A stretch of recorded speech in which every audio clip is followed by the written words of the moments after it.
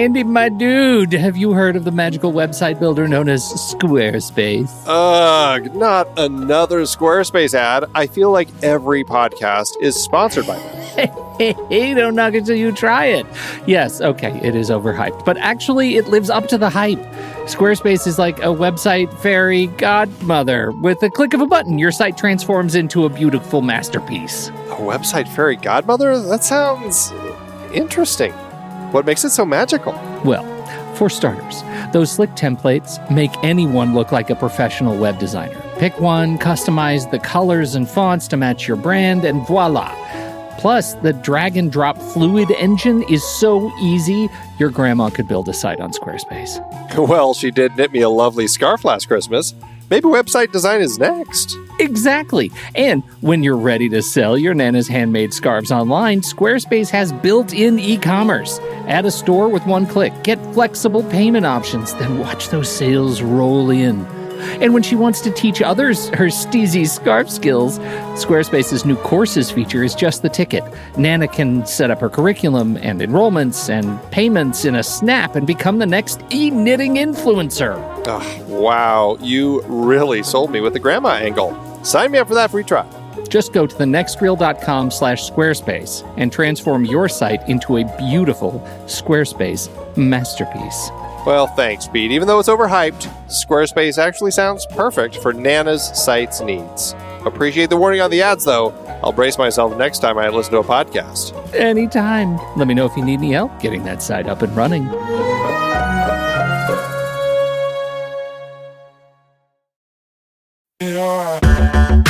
Andy, can you believe we've almost hit 700 episodes of The Next Reel? I know, it's crazy. And with all the other episodes in our family of podcasts, we are well over 1,200 episodes of movie conversation. It's really pretty amazing that we've gotten to have these in-depth movie chats every week for over a decade now. And we couldn't have done it without our loyal community of film fans. Their support over the years has meant so much. For sure. That reminds me, we should give the merch store a shout out. Buying shirts from thenextreel.com/merch is a great way listeners can continue to support the show. Plus, they get to sport our great designs. Absolutely. I think sometimes folks forget we have a variety of shirts, mugs, phone cases, and more available. In fact, a great place to start is with a shirt sporting the Next Reel's logo. We also have that classic Fast Times Spicoli Surf School tee, or the weirdly popular Rusty's European Tour shirt. The one from National Lampoon's European Vacation. Why is that so popular? Search me, but we have sold a ridiculous number of those. I guess there are a lot of Rustys taking trips to Europe? We're always adding new designs based on movies we've covered, like our brand new design for a streetcar named Desire, featuring a streetcar named Desire. So if you want to rep your love of TNR and films, head to thenextreel.com/merch. Every purchase helps us continue to have these weekly in-depth conversations. So visit thenextreel.com/merch today. And as always, thanks for listening and being a part of the Next Reel community. We've got lots more great movie chats coming your way. The trailer, Andy, is deceiving because you expect there to be more, what's the word? Old boys? Correct. Well, that fits your Detroit model of watching movies. You expect there to be old boys. And in fact, I think one could make the argument that there is, in fact, an old boy in this movie. But you do expect more Korean in this movie. It threw me because there's a lot of English in it. A lot of English text. No speaking. Right. No, there's no speaking. But it's just a lot of text. I could read it, and I thought, do I read Korean now? This is amazing. Is this what it's like to be multilingual? Everything just looks English? This is amazing. That's you got to wait until we get to the Star Trek era, because then that's how it will appear. That's what or the Star Wars fish. era. That's what the Babel fish does. It just makes your eyeballs see everything in English. Isn't it the Babel fish? Andy, the Tower of why Babel? are you going to pick a fight with me on this right now? I don't know. I've heard it both ways. I landed on Babel this time. I don't know. I always, when I read it as a kid, I always thought it was Babelfish. And then I heard some enterprising nerd say Babelfish, and I thought, well, he's an enterprising nerd. I should do what he does. And now maybe I'm totally wrong. That's what you get for listening to enterprising nerds. Wait a moment. I have no thoughts of my own. Oh, so Can we anyway, talk back about to this the trailer. You know what I thought was interesting about this trailer? I don't know if it's interesting. Well, it is interesting. I don't know if it's. I don't know what it says about the trailer cutters, but they use almost the first shot and definitely the last shot of the trailer of the film in the trailer. And in the first shot, it's just a reverse angle, right? It is the first shot. It's just the second shot, right? Yeah. But then they do cut to, I guess what you'd say is the third shot, which essentially is a continuation of the first shot. It's interesting. I found it quite interesting that they chose to use that last shot of the film, as if you're not counting the shot that pops up when the credits start. But it just is one of those things where it's like, I mean, in our conversations about trailers, we've grown to understand that the producers and the distribution companies like to throw in big moments from the films. We certainly get those here. A lot of the big action moments. We get the hallway fight. We get the freaky little albino assistant kind of throwing him through the air, like up through the air into the window. And let me just tell you, Andy, I had a thought about this. If you and I ever get in a fight, that is one thing you won't ever have to worry about me doing to you. Likewise. I can barely lift my own body up over my feet, let alone hurl you toward a window. That was a very, very fit fella. Very fit. Whole lot of fitness. Anyway, you were saying. So so we see all of these big moments. We certainly see big emotional moments when he's screaming in the car and slamming his head against the roof of the car. Moments from the room, but then we get the last shot, and it's not a shot that I felt defined any particular moment of the film, other than I feel it highlights like a very big emotional resolution of the film, however you want to view it. But in the trailer, I'm like, I don't know if it's benefiting the trailer. And I found it very perplexing that they actually chose to use that end shot in the trailer. I think it's perplexing too, but as I think about it, it shows that there is an emotional beat in this movie, right? That it's not just it's not just the aggression, it's not just the violence and the action. And I sort of feel like this movie, if it's going to attract a broader audience, it needs to have a moment of softness, and that is a moment of softness in the movie. It's totally irrelevant to the trailer narrative, right? Because it tells you nothing. It just demonstrates, hey, this movie's crazy, and we also slow down. Even if we slow down at the very last minute, we also slow down, because the other slowdown moments are like, they're still sort of angsty and dark. This is a moment that demonstrates from the perspective of the trailer that we have a sensitive side. That there's some smiles and hugs. There's a little bit of smiles. It's weird once you see the movie. Oh dear. But it's there for the trailer. And when I think about selling the movie, I feel like that's what I'm going to need to do. I'm going to need to sell the softer side of Oldboy. Yeah, I feel like they could have found something in moments when he was kind of hanging out more with Mito. But then you don't have the contrast of color. The contrast of color in the snow is think about the snow, it. Her red outfit. I know. Exactly. I get it. I don't think you get it. I want to talk about it more. Yeah. I just feel that it's if an astute audience watches the trailer, this is what we talk about behind the scenes with the group and people over in Discord. You know, those who don't watch trailers hate things like this, because if they remember that shot from the trailer, then they're sitting there waiting in the movie for that shot to pop up, and as it gets to the end, they go, "Oh, that's going to be at the end," and it can be disappointing. Yes, but yeah, it can be disappointing, or doubly disappointing when you think about movies like Rogue One, where there was that beautiful shot in the trailer that was actually cut from the film, and so then you feel like you've actually missed something. Right. Yeah. I mean, then it's even more. Did I go to the bathroom? I don't remember going to the bathroom. But maybe I don't remember. I thought I went just in my pants because I didn't want to miss it. But maybe I got up. I don't know. Anyhow, please don't do that in movie theaters. That's pretty disgusting. That's all.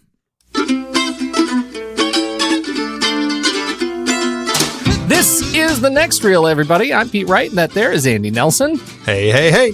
And we spoil movies. Tonight on the show, we're dangling off a building with the second in Park Chan-wook's Vengeance trilogy, Old Boy. Before we get into that, you should learn more about us at thenextreel.com, subscribe to the show in your favorite podcast app, or follow us on Twitter and Facebook at The Next Reel. And if you enjoy tuning in and are interested in supporting our ongoing work investigating great film, please consider a regular donation through our Patreon page. You'll get to join our back channel conversations over on Discord, help us pick movies for upcoming series, and listen to the members-only weekend show, The Saturday Matinee, where we talk movies, trailers, and more. Plus, we have a battle of the lists of movies related to our show that week. In honor of the film we're talking about tonight, this week's list will be movies featuring our favorite long takes in action scenes. Just head on over to patreon.com/thenextreel. This movie is really painful. It's a tough one. Even Park Chan-wook says, like, I'm sorry that you had to suffer through this. Yeah. He's very apologetic for making a very emotionally difficult film. It is. It's emotionally difficult. It's physically difficult. There are sequences in here that just exhaust me. The act of watching it is exhausting. It is a high-calorie movie because it does what I see as an exceptional job of putting me in the perspective of our hero and going through what he goes through. And as a result, I am exhausted. I am broken down at the end of this movie. I am curious. I want to start, before we talk about the balance of the movie, I want to start to talk about your experience watching the movie, because I watched it late at night and I was tired, but it never allowed me to go to sleep. And yet you have sent me text after text about the number of times you had to restart this movie because you kept falling asleep. Are you okay, or is there something going on with the movie that somehow has broken you? No, I mean, I've seen this before, and not that changes anything. I have turned into a person who wakes up early, and when I try to do things in the evening, it's a mistake, and I haven't learned my lesson yet. I'm hoping at some point I will figure this out, because what happens is I start things, and inevitably I wake up at like 2 a.m, still on the couch. And I'm like, I better go to bed. So this is one of those movies where there are sequences you may have seen a dozen times and others that you may have seen twice. Absolutely. Okay. I guarantee it. Because you sit there and you're like, okay, I'm gonna really make it this time. I know this is where I was, and then I fall asleep like within seconds. Or there are times where I'll make it a couple minutes, and it's terrible. It's a really bad habit, and I need to work through it, because in a movie like this, there really should be no reason to fall asleep. Well, that was my experience. How is it, like, how damaged must your sleep schedule be that this movie allowed you to fall asleep? I did not. I did not have that challenge. This movie, I think, it puts me just on the edge of my seat, because you never know when they're going to pull out the hammer and do some dental work. And so I find it fascinating. It's also fascinating that it is, from a narrative perspective, it surprises me. It surprises me how quickly we are able to pass 15 years and get to the bulk of the story and not feel like a drag.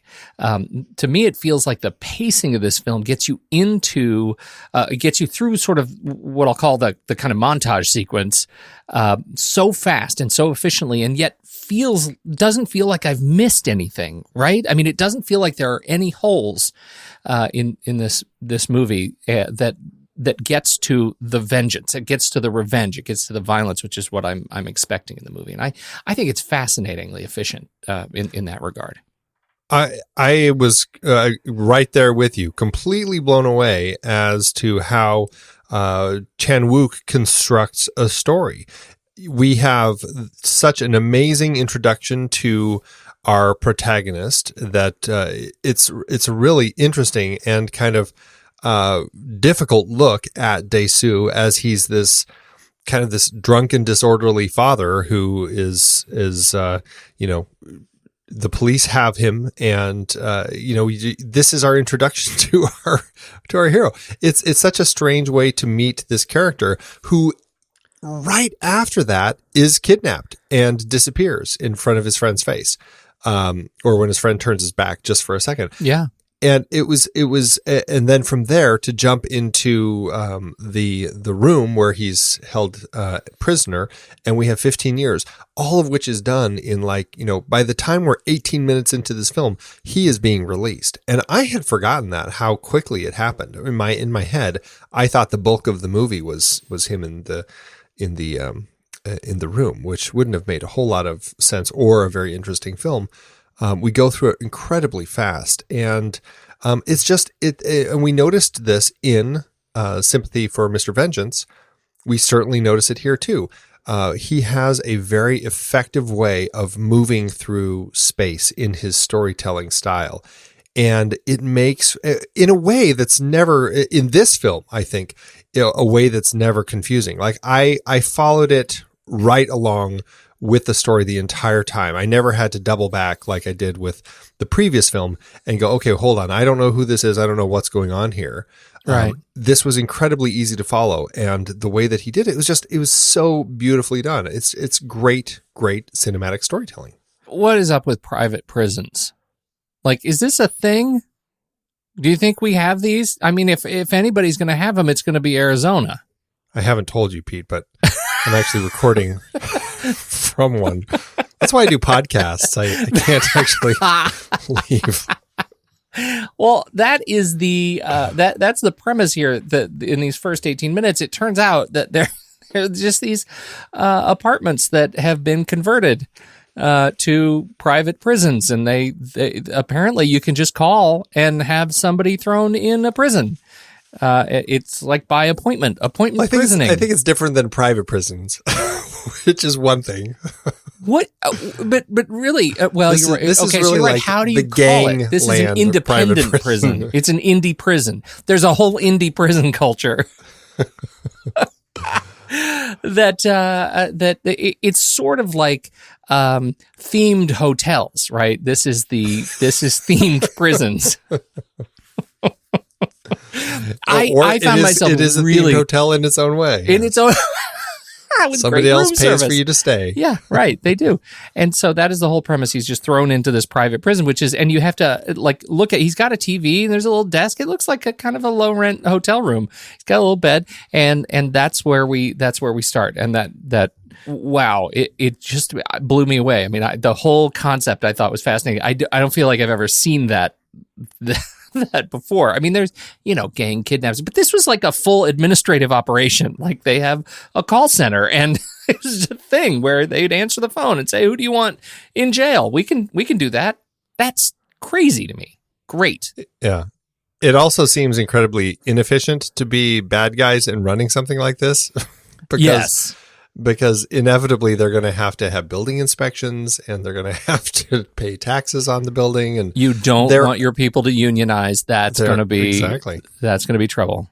It creates all sorts of problems. Yes. No, we need a whole separate podcast on that.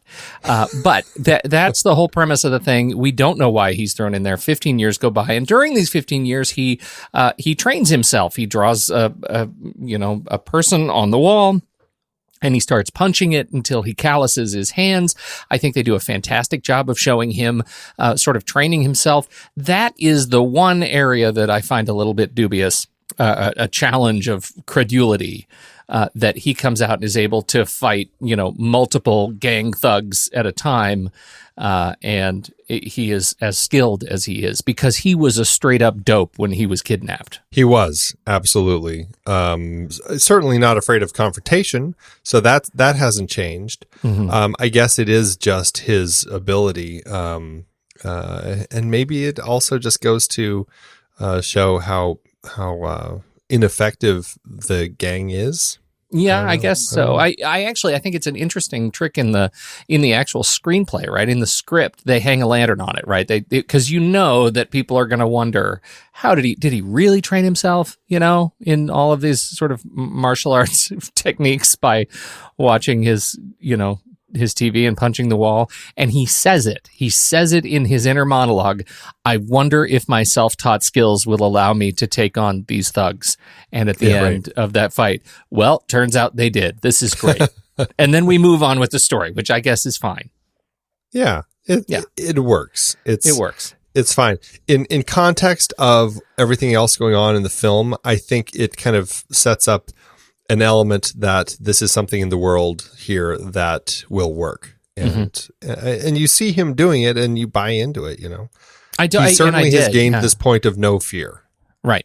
I did. I mean, to your point, I totally bought into it and I liked it. But I also liked it because for me, this is so much of a movie about, you know, assessing what it means to seek the truth and to find the truth and to try to normalize your life once you have truth in it. And we have these two parties. We have Dae-Soo, who doesn't know why he was in this prison and is hell-bent to find out the answer why he was in this prison. And then he has to figure out how to live with that truth. And it's not easy truth. And the other side, we have a guy who knows the truth, and it turns out he is equally driven to destruction, which I think is just such a wonderful kind of logical ballet that we go through the course of this film. Did you share that?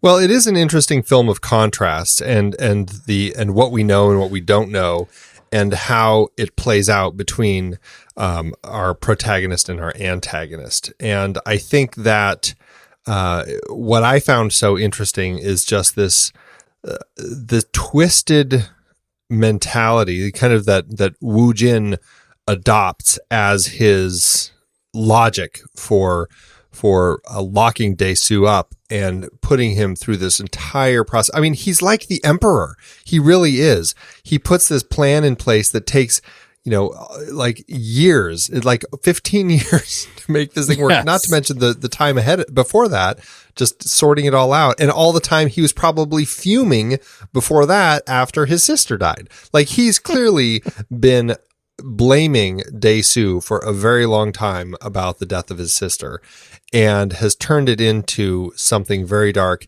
And what was really interesting is just how he had really created to the T a very specific plan, and Dae-Soo just kind of went along hook, line, and sinker with every aspect of it. So in the world of truths, it was really interesting to see exactly what Woo Jin knew and how he laid it all out, and how in the pursuit of the truth, it never worked out for Dae-Soo.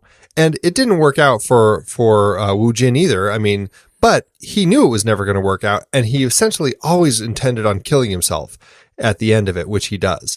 Well, and that gets to what I think is ultimately lesson number 2. Always wait to find out if you really have to cut out your own tongue. You always want to wait for that, because he didn't really need to do that. You don't want to have to put that on your tombstone. Nope. Should have waited. Should have waited.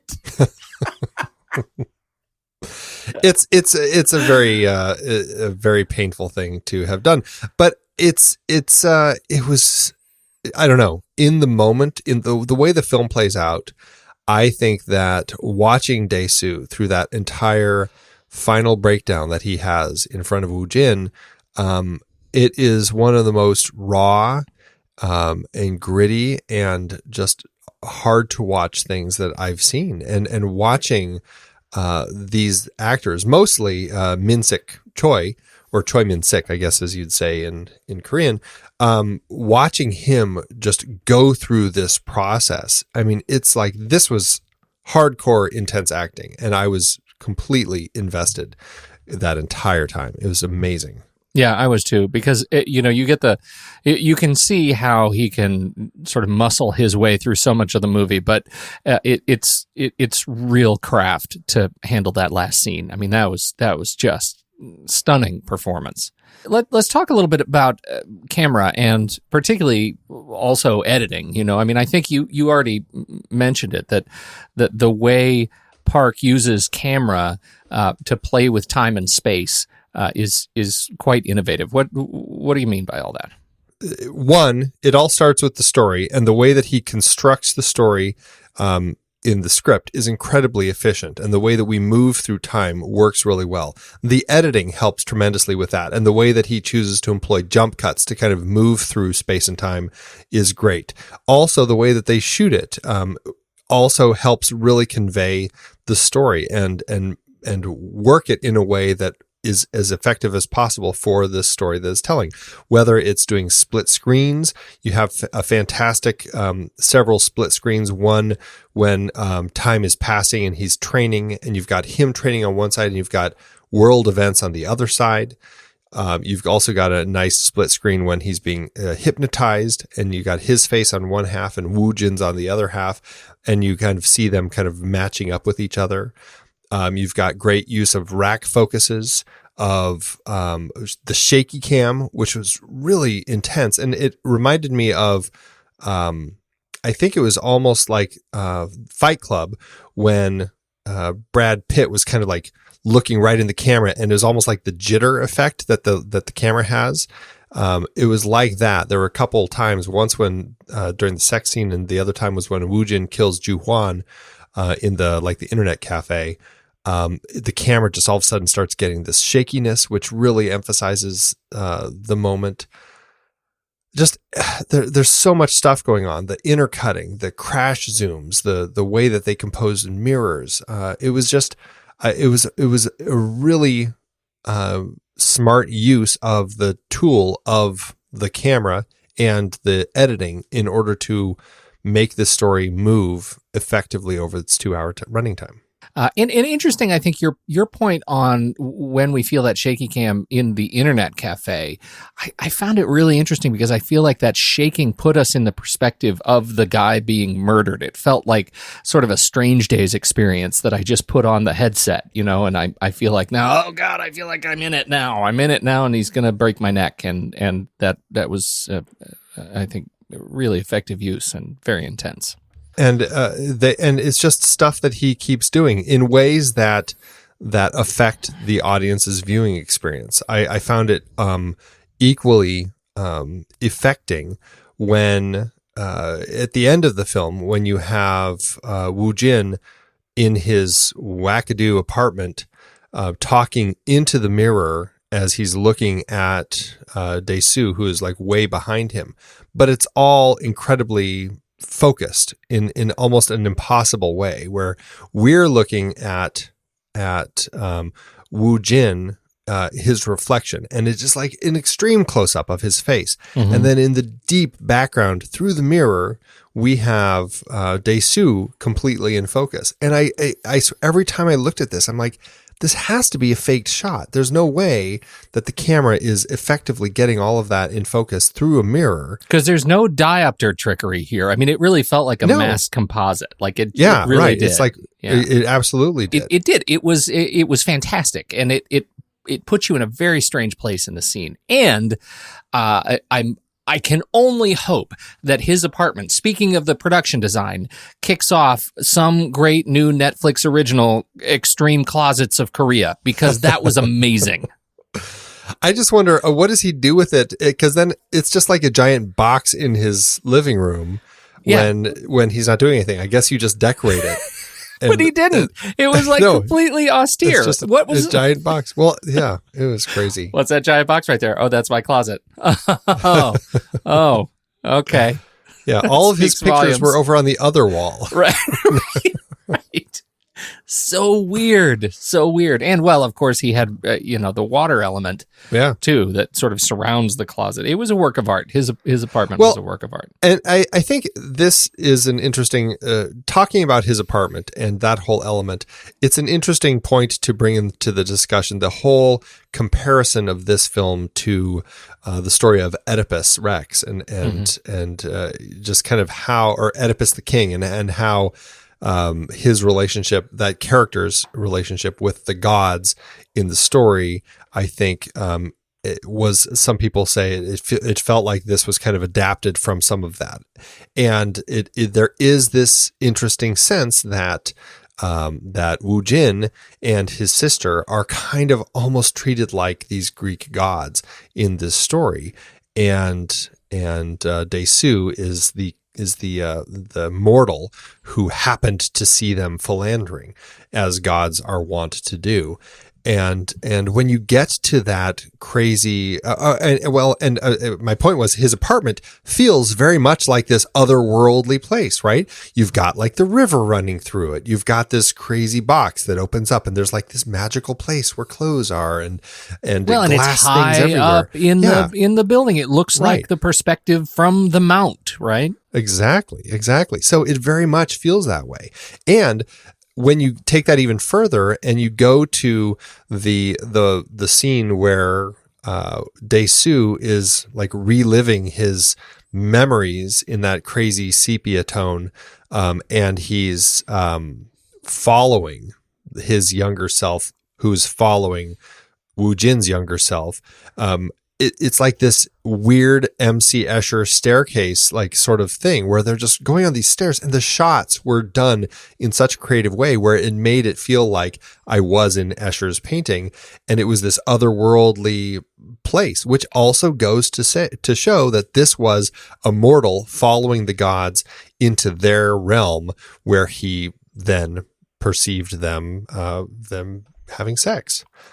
It cannot underscore how cool that sequence was, mostly because, again, it demonstrates something I have never seen, right? The perspective of him as the old man, the old boy, right, following the young boy, following the others as a way to manifest a flashback, I thought was exceptional. I mean, it was absolutely expert storytelling. It is just another in a long list of things that I've never seen done in film.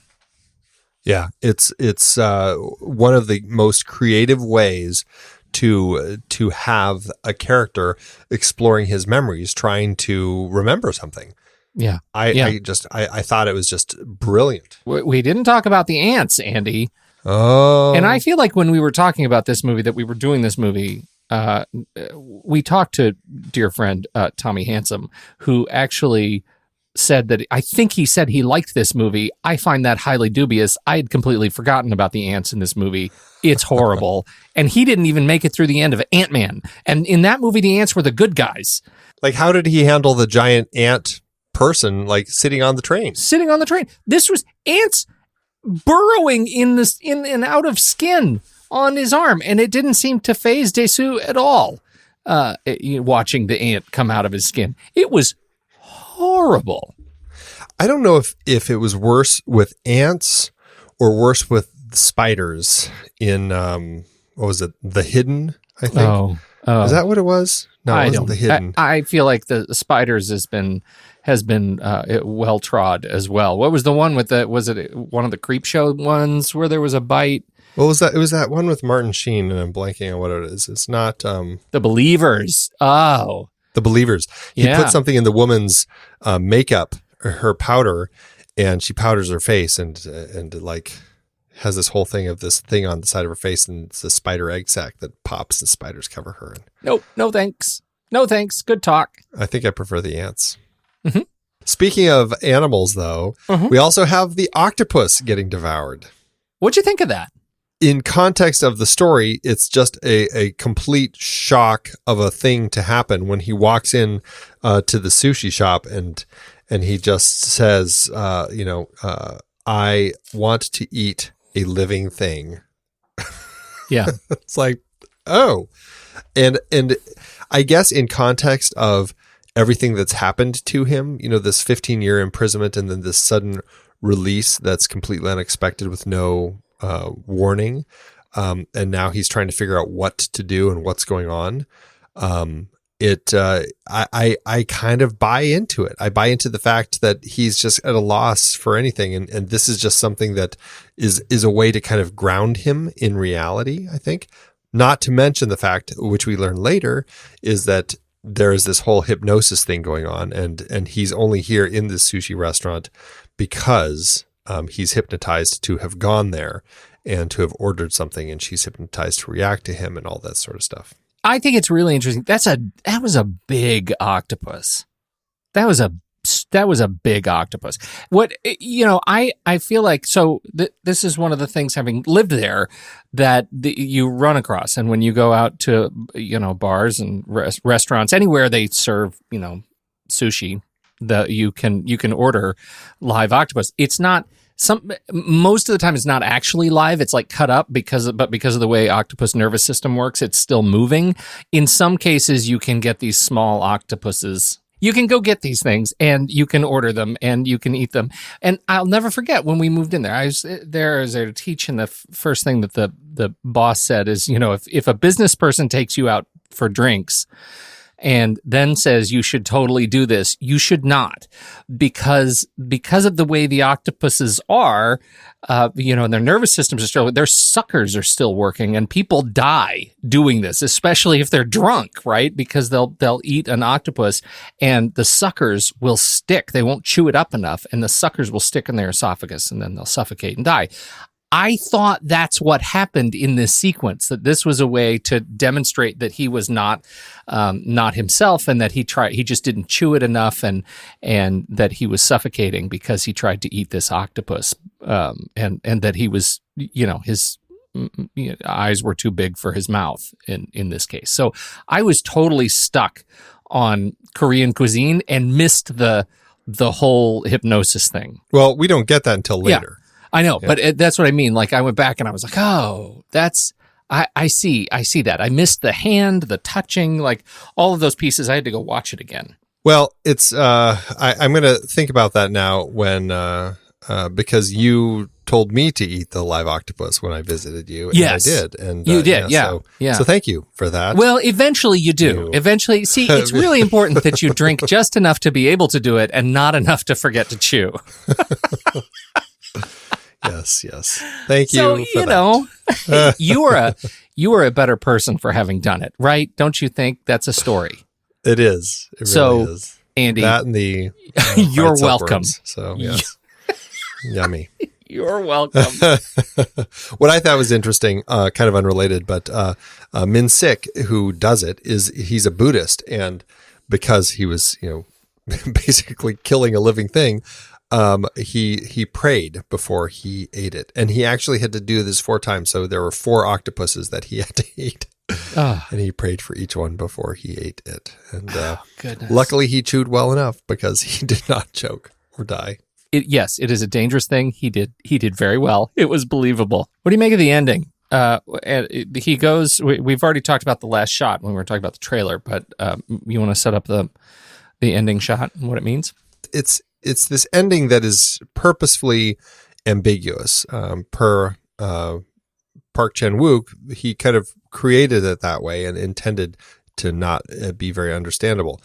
We have an older looking Dae-soo. He's definitely got a lot of gray hair now, who's sitting in like this mountain setting, with a forest mountain setting, with a woman reading this letter. And it turns out she's the hypnotist who had hypnotized him. And he's asking her, she kind of read his letter and is asking him, she's saying, I'll hypnotize you. You want to forget all of this. I will do it, but there's no guarantee it'll work, basically. Mm-hmm. And so she does this hypnosis, and of course he can't speak. So it's just, him looking at her and her reading the letter. She hypnotizes him, and he's back in Woo Jin's apartment, the trashed apartment, and he goes and he looks out the window and he sees his reflection, and she does this whole thing about the monster in you is the one that has this memory, and the monster is going to turn away and walk and every step the monster gets a year older, and when the monster hits 70, he'll fall over and die. And you've got him looking at his reflection in the mirror or in the window. And then you have the actual him, and the actual him kind of turns and walks out, and the reflection of him kind of keeps looking. And when he comes to in the forest, Mido strangely is there, and strangely looks exactly the same age-wise, just in a completely red outfit. And and she comforts him, and she's like, "Who is here with you?" And you have this moment where you look at these footsteps through the snow. The camera tracks along all these footsteps from him all the way back to the two chairs. And what I find so interesting is like, okay, so he is the one who walked the steps over there. He's not over by the when he wakes up, he's not the one who's by the table. He's the one who's far away. And that look that he gives as they stand and hug, it's this really interesting kind of broken smile on his face. And what I found so interesting is like, is he saying that the hypnosis didn't work and he's frustrated and like he's kind of painfully aware that it's not going to work, and here he is hugging her knowing the truth? Or is he hugging her having had his mind basically erased and he really has no idea what's going on? I found it so kind of brilliant the way that he constructed this ending where you don't know. And I love that there are kind of these options of what could really be going on here.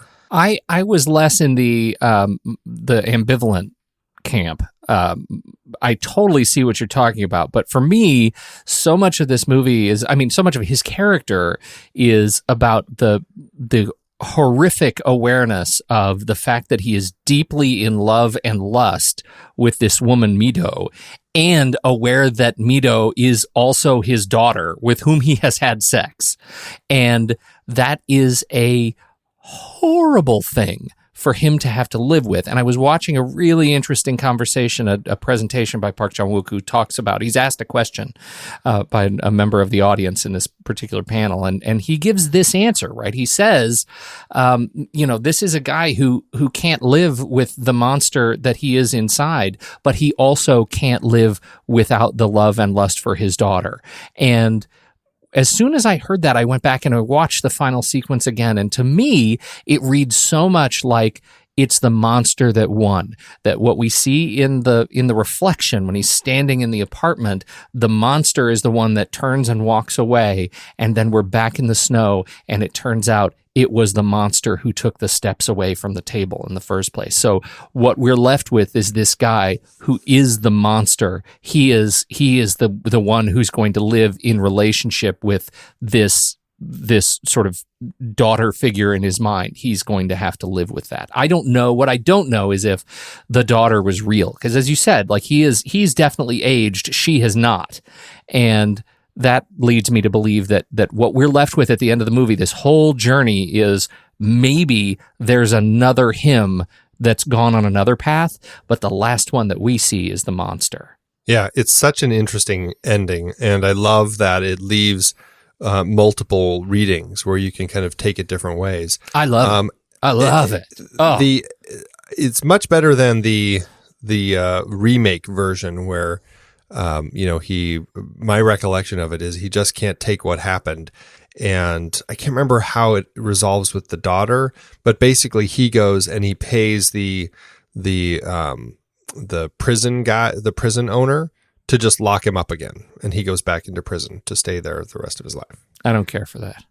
I haven't even seen it. I don't care for it. Yeah, it's pretty bad. So you recommend I go catch it, right? You recommend I watch it then? Absolutely not. I think this is just one of the most powerful endings that I've seen in a long time. It hit me so strongly when I see his face there, and perhaps that's why I was so bothered earlier that they show it in the trailer, because it's such a powerfully emotional shot, what you're seeing in his face, and to have that given away before you get to it, I think is just a sin. A sin. That's right. Oh, that's big talk, Andy. Mm-hmm. Let's do the deep scene dive, Andrew. Let's do it. We're doing, of course, the hallway scene. This is the corridor fight. I think it roughly starts at about 42:40. I really struggled with where to start this, whether or not we wanted to include any of the dental damage that is done in the sequence immediately before it, because after all that leads into it. This is his escape from the building after the dental damage, and he it runs through about 45, 48 or so. And so we get a good solid couple of minutes of this long lateral tracking shot as Daesu fights a whole lot of guys with a hammer. And to me, this sequence looks disturbingly real. It is a beautifully done shot. It really is just very stunning to see what they accomplish with just the stunt work and making all of this stuff fly in a very realistic way. And knowing that they essentially did this shot. I mean, like you said, there's more than just the long shot in this scene, but the bulk of it is this shot. It's a good 2.5 minutes just watching him laterally go through the hallway as he takes everybody down. It's a really just beautifully done bit of work. Reading it, it took 17 takes for them to get it perfect.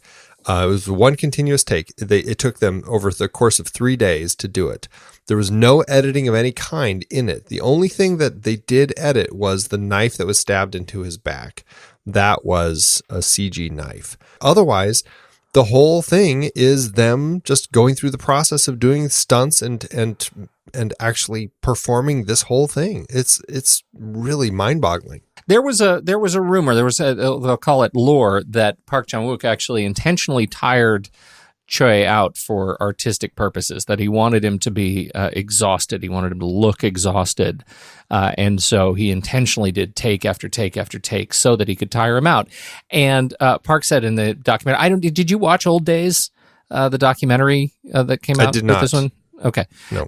I didn't either. I just watched clips of it. I couldn't find the whole thing. But he does say in here that was a misunderstanding, that he said, and I thought this was an interesting way to put it. I wish I were cold-blooded enough to push ahead with things like that. But there was a moment, I admit, that things became very intriguing. The scene looked increasingly stylish the more tired Choi Min-sik became. And I thought that was interesting because it's not his motivations were not diabolical, but the end result is the same. He managed to get an exhausted Choi Min-sik, and I think the result of that is just absolutely on film. He looks totally beaten down, and again, it puts me in the perspective of his character. I am exhausted by the workout of getting out of this hallway. It's just crazy. It's also really, I mean, like we were saying, it's him doing most of like his stunts here. I mean, Choi Min-sik trained for 6 weeks and did most of his stunt work, and this was like all him.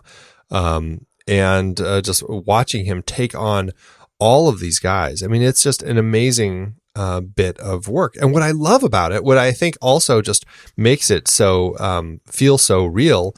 And perhaps more so than a lot of other ones. I mean, I love all of the similar types of shots that have been done since this. I think this has established this really exciting way of doing action scenes, and seeing them do it in why am I blanking on the blind Daredevil? Daredevil was a great example of how you could kind of recreate that and do something really neat with it. But what I loved here is, this is a guy who gets tired. I mean, he gets knocked down and all the guys come in and start kicking at him and stuff. And then all of a sudden he kind of jumps up again and he kind of gets another wave of energy and takes him on. And then they're getting tired. And the guy who's been hit in the leg is kind of hobbling along toward him. I mean, everyone, is affected by the fight. They're not just like superhumans doing this. And right. I felt really authentic. Well, and I don't want to go too far outside of the scene, but at the end of the sequence, he gets to the end of the hall and he's got we've got this beautiful close up on his face over his shoulder, and he is facing an elevator that's out of frame. We can't see it, but what we see over his shoulder is the sheer damage that he has done behind him. All of the bodies, the people who are kind of writhing on the floor in this poorly lit corridor. And then we hear the ding of the elevator. He's got this blood trickle that kind of comes right down the middle of his neck. And then you hear the doors open and he smiles.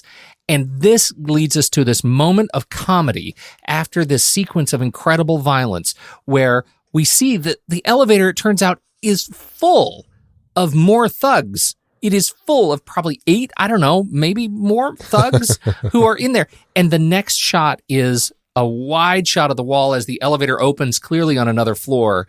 And this is that Park Chan-wook comedy. All of the bodies just tumble out of the elevator. And clearly, our hero has had his way with these guys in close quarters now. But we see none of that violence, right? We just get the moment of sort of comedic relief that is punctuation on this sequence. And I think it's so, so strong as he steps over the bodies to get back out of the building. And then it cuts to him out in the street and he's like covered in blood and he's hobbling along. It's like, this is a broken man. He is broken. But boy, does he, he's got this rage in him where he really kind of becomes this berserker. And makes for a really interesting character. And it's interesting because last week in Sympathy for Mr. Vengeance, we really talked about how our protagonist in that film, Ryo, who was really became this broken figure and turned into this guy who was really more of this animal, more of this berserker. And what was interesting in that film is we lost a sense of him as our protagonist and really started following the father. In this particular film, we really stick with Dae-soo, and even when he goes into the crazy berserker mode, he still is our protagonist, and we never really join with Woo Jin, even though I guess you could say to a certain extent we can kind of understand his perspective. He's not a guy that we end up liking, right? Even though we understand his perspective. And I think that's the problem. We have a greater affinity with the father, and I never found an affinity with Woo Jin. Yeah. The Dae-soo, Chae Min-sik, not only did he end up pulling off an incredible action performance, this is also an incredible character performance. He is a different guy in the beginning sequence, not literally a different actor, but clearly a different guy in the opening sequence in the police station than he is for the rest of the movie. Yeah, he lost a ton of weight. I don't know exactly how true it is, but Park said that it was like deadly weight loss. That he lost a ton of weight to play the character through the bulk of the film, and at the very end of the schedule, he gained a ton of weight back and got kind of fat so that they could shoot that opening when he is drunk in the police department. Did it surprise you to hear that they shot that opening at the end? No, it's one of those things where I understand how they do these things with actors and their bodies and stuff. It's like, Tom Hanks in Castaway or Christian Bale in whatever that one was called. Oh, yeah, The Machinist. Yeah. Mechanic. Well, and so that was the thing that puzzled me. Like, I couldn't figure out, which is more efficient for an actor's body? Is it to fatten up? Do you do that more quickly than you lose the weight? I guess that makes sense. Yeah, I don't know. I'm not sure what's actually the most effective. Either way, it's not good for your body. No, not a healthy thing. Not a good thing.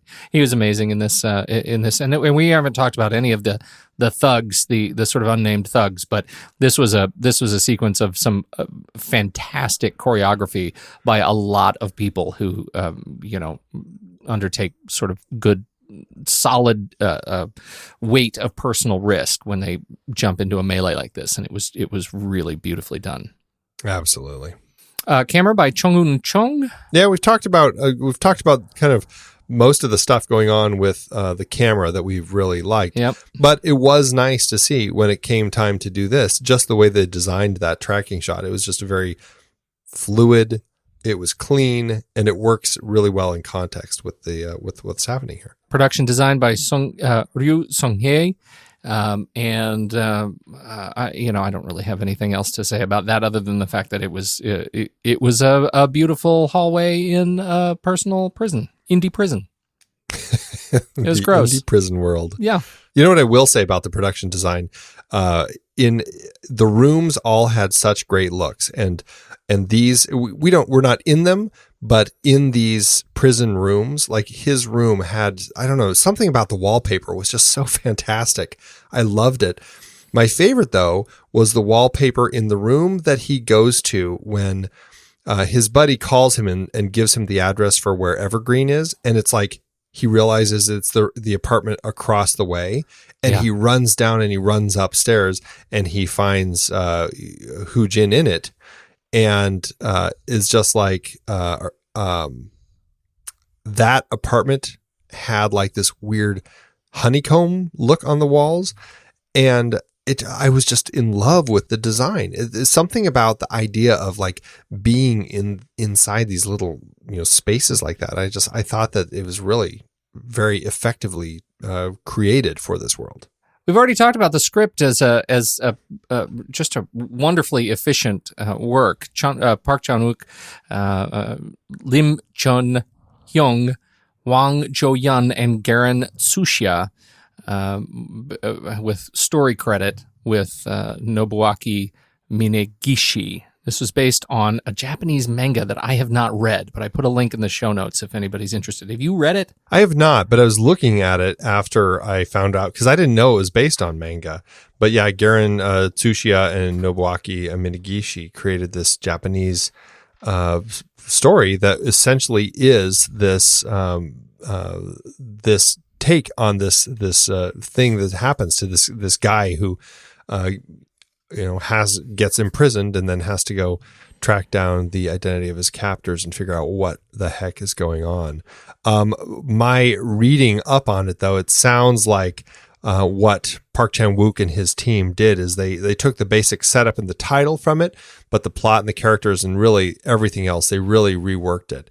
The source that I was reading said that it blows away the Ijime-obsessed faux existentialist machismo of the original. So, well, that sounds like a step in the right direction, because I don't know what any of those words mean.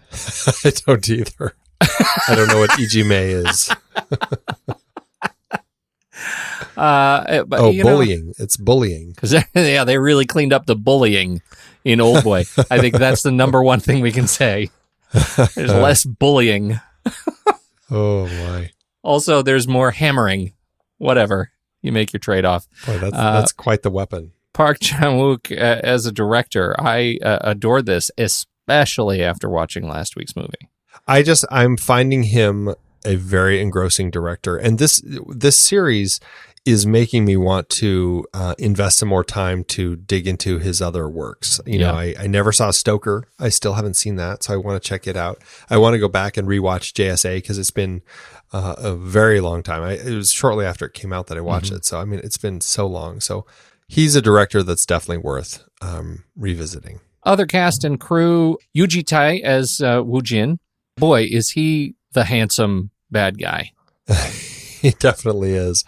Yes, he is. You know what's interesting about him, just in terms of how they use him, not just Yuji Tai as the actor, but how they use that character. I thought that was actually really interesting that they gave him the dead man switch, right? That he has this button that presumably would kill him because it would stop the pacemaker that he has in his chest, and we find out that was not true, but. What a great MacGuffin. Yeah, he is such a great opposite, right? Yeah. In like this yin yang world of these two characters. He is this much more peaceful, pleasant, attractive, just everything that's opposite of Dae-soo. And again, going back to kind of that view through the eye of like Greek tragedies, here he does seem very much like this Greek god. I mean, even just the way that Park Chan-wook cast him and had him perform and designed his world, he just feels otherworldly through this. I was really taken by his performance here, and when we get to his final moment, that moment in the elevator when you're reliving the moment of his that end of his sister when she commits suicide, and you see exactly how it happens. Mm-hmm. It is really, really heartbreaking and brilliantly designed, because we go from that as he lets her go to we see the way that his hand all of a sudden curls like he's holding a gun, and he cocks it and he kills himself in the elevator. Just brilliantly done. Well, and the parallel between the way he's holding on to his sister's hand and the way Dae-soo was holding onto the tie of the guy in the very beginning, the first shot. Right. Ends up being a wonderful little parallel too when you talk about opposites and, opposite intention. I thought it was fantastic. Kang Hye-jung as Mido. She was equally gloriously innocent. And what a balance, I think, to everything that was going on with Dae-soo. It was interesting. It's one of those, June December romances, whatever you want to call it. Yeah, May December. Where it felt a little off that she was hooking up with him so easily. It all makes sense as you get to the end and you see exactly kind of what it was that brought them together. Mm-hmm. But it was just, there was a real touching way that their relationship worked. And yes, it was kind of creepy the way that she's just when we finally do it, I want you to really give it to me. It was just off-putting the way that she kind of was acting with him. But I really liked her as a character, and I was really just kind of moved by the development of her relationship with Dae-soo over the course of the film. How'd it do in award season, Andy? This ought to be a treat for everybody. This was a very successful, very popular film. It had 38 wins and 18 nominations. It was it received all over the place, getting recognition, except here at the Oscars. It wasn't Oscar fare, really. But I mean, you look at the awards in Asia. This played at the Cannes Film Festival, where it won. Park Chan-wook won the grand prize, the jury grand prize at the Cannes Film Festival, and the film was nominated for the Palme d'Or. That went to Fahrenheit 9/11, which I thought was kind of an interesting. I guess that's how it is at Cannes Film Festival. Everything's just kind of lumped in together, right? But and you can certainly see why there are things about that film that would stand out, but still. There's something about this, and it's just a thrill that it was received so well at the Cannes Film Festival. But if you look at the awards over in Korea, the Korean Association of Film Critics Awards, it was a big winner. It was nominated for 5 awards, and it won all 5: Best Film, Best Director, Best Actor for Choi Min-sik, Best New Actress for Kang Hye-jung, and Best Music, which we haven't talked about, for Jo Young-wook, which I really did enjoy. The way that the music worked in this film is very, very touching, very powerful score. But it was one of those movies that did get just a ton of awards. Obviously, it has had some attention for remakes. We've already celebrated your opinion of the remake, but this Spike Lee version was not the only version that has been associated with Oldboy. Yeah, in 2006, there was a Bollywood film made called Zinda that apparently bears a very striking resemblance to this film, but isn't actually an officially sanctioned remake. And I guess what happened was it was under investigation for being a remake, but no legal action was taken because the studio behind this film ended up shutting down. And it all happened at the same time that Steven Spielberg, he was actually attached to direct the Hollywood remake of the film with Will Smith starring in the lead role. And I guess this all happened at the same time where all these lawsuits were happening. So so this company was going to sue the people behind Zinda. Well, at the same time, the manga publisher sued them. Because there's some argument about the Hollywood remake rights, and so that is, it sounds like that lawsuit is what caused the production company to get shut down, Show East, and all the people kind of disappeared, and I don't know who has the rights, but eventually Spielberg and Will Smith obviously dropped out, and the lawsuit against Zinda never happened, so the film exists peacefully. And Spike Lee ended up somehow getting to do the 2013 remake. The rest, as they say, is history. Well, what I read about that was that he made a very long version, 2.5 hours or something like that. And the studio forced him to cut it to, I think, under 2 hours. And he was very upset because he had to cut a lot of stuff out. And he and Josh Brolin, who starred in it, were both very upset with the end result. And but because the film didn't do well, they're not sure if that longer version will ever be released. So as much as I was upset that that version existed, because I really just didn't like it at all, it did make me wonder if the longer version would be something I'd like. So I sure wonder about that too. Yeah. I hope you get a chance to see that someday. I hope if you ever watch it, I hope that's the version you get to watch. I will report back dutifully. Excellent. With the results. How to do at the box office. Well, it looks like the failure at the box office of Sympathy for Mr. Vengeance meant that Chan-wook got less money for this film. He got $1 million less, working with $3 million for this film, or $3.9 million in today's dollars. The movie premiered in South Korea on November 21st, 2003, where it did gangbusters, quickly becoming the 5th highest grossing South Korean film of the year.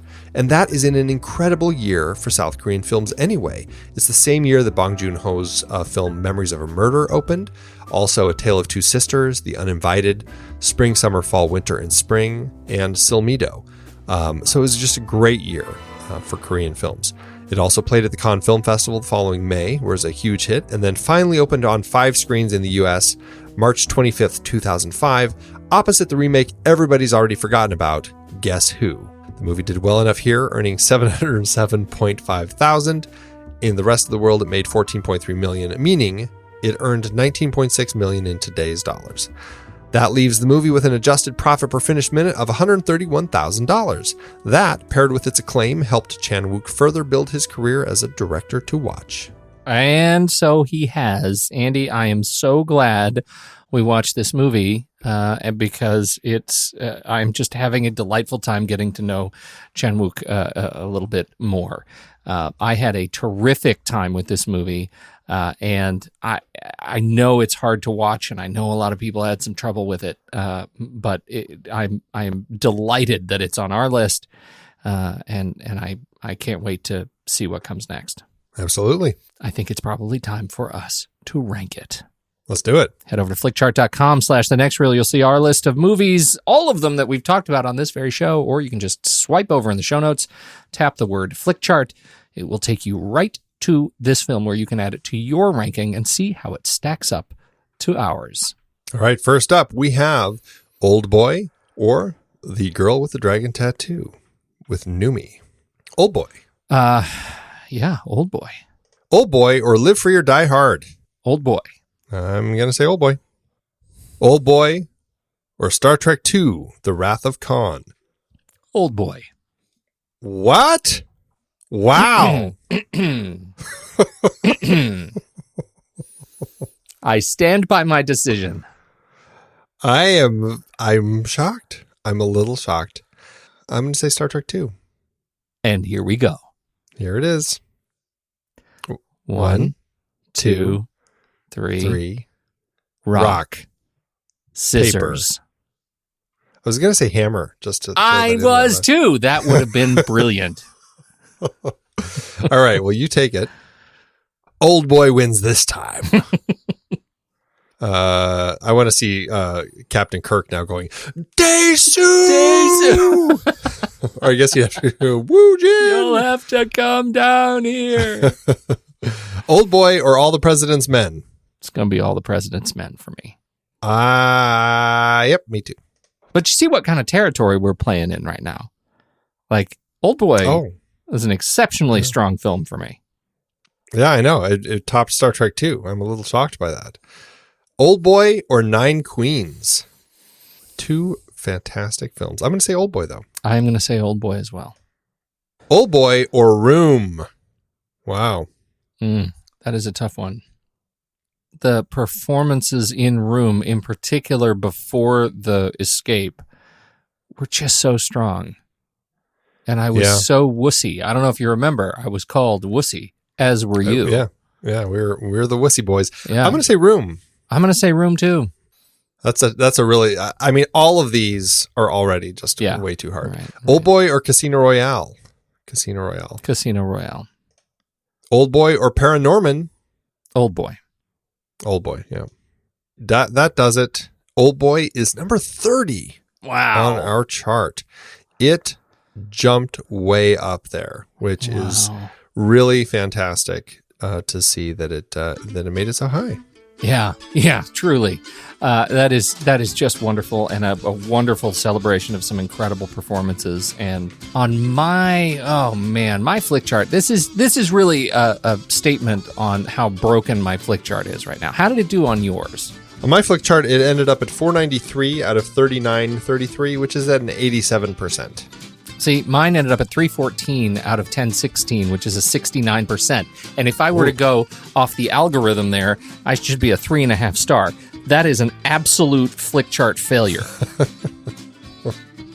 This is, for me, over at letterboxd.com/thenextreel, this is a 5-star and a heart film. It is for me too, which is good to know. Yes, it is. Good to know, Andy. So what is that we did? We have Oldboy on the list now. It's official. Where do we go from here? We are going to be wrapping up the Vengeance trilogy next week with the final film in this unofficial trilogy that Park Chan-wook directed.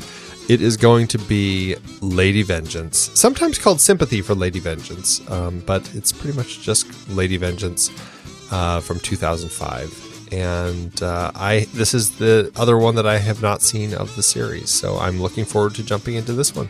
I haven't seen it. I hadn't even heard of it. I am ready to watch it. I may even do it tonight, Andy. Who knows? Wow. Who knows? Holy cow. Crazy, man. This is fantastic. The Next Reel couldn't happen without the hard work of Stephen Smart, who runs our Instagram program. You remember Ben Steerick helping out over there. Ben Lott of The Blot Spot runs all things on Twitter. And the Next Reel theme, Ragtime Instrumental, by the great Eli Catlin, which you can find on his SoundCloud channel of the same name.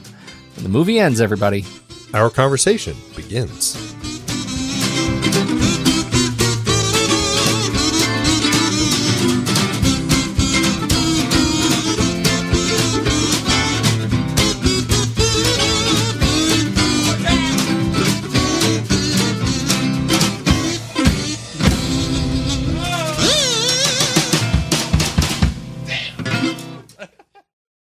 Amazon giveth, Andy.